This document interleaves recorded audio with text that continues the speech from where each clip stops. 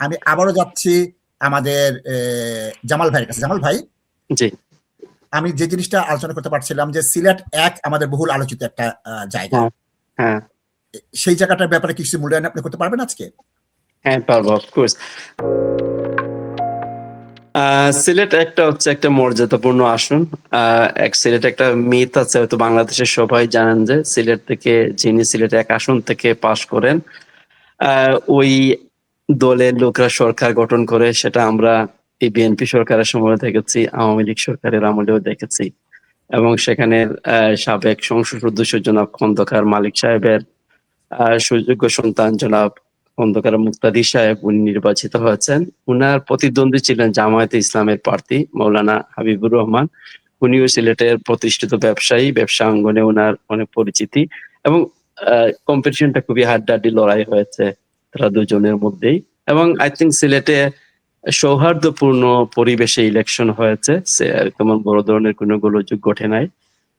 এই হচ্ছে তাদের দুজনের মধ্যে মেইনলি। তো আমি যদি তাদের আমার কাছে ভোটের যেটা বলছিলাম যে নাশিদ ভাই, বেসরকারি ভাবে যতটুকু আমরা ইনফরমেশন পেয়েছি, জনাব মুক্তাদি সাহেব পেয়েছেন 1,76,000 ভোট এবং তার নিকটতমী প্রতিদ্বন্দ্বী মৌলানা হাবিবুর রহমান পেয়েছেন 1,34,000 ভোট।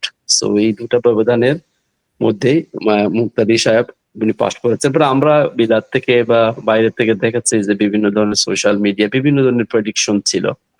সো আজকে ভোটের মাধ্যমে এটা বাংলাদেশের বিভিন্ন জায়গায় দেখা গেছে যে মানুষের স্বতঃস্ফূর্ত অংশগ্রহণ। এই যে একটু আগে বুলবুল ভাই বলছেন যে ভোটের অংশগ্রহণের ব্যাপারে, তো আমি মোট ভোট হারের 60%, যেটা ইলেকশন কমিশনই বলেছে যে মোট ভোট হারের 60% পিপল দোজ হু ভোটেড। এবং একটা জিনিস আমি এখানে অফকোর্স যারা দর্শক আছেন, যারা শুনছেন এবং দেখছেন,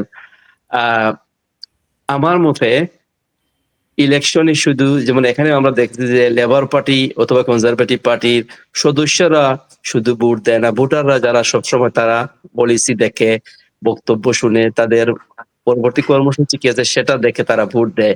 এখানে সবাই যারা লেবার পার্টিতে ভোট দেয় তারা সবাই কিন্তু লেবার পার্টির সদস্য না।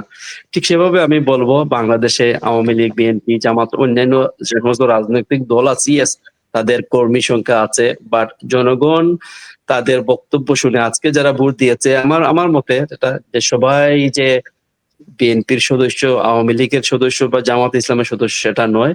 মানুষ বাংলাদেশের পরিবর্তনের স্বার্থে, বাংলাদেশের উন্নয়নের স্বার্থে মানুষ এগিয়ে এসেছে এবং আমরা আশা করি আমরা ভবিষ্যতে একটা সুন্দর বাংলাদেশ দেখবো। ধন্যবাদ।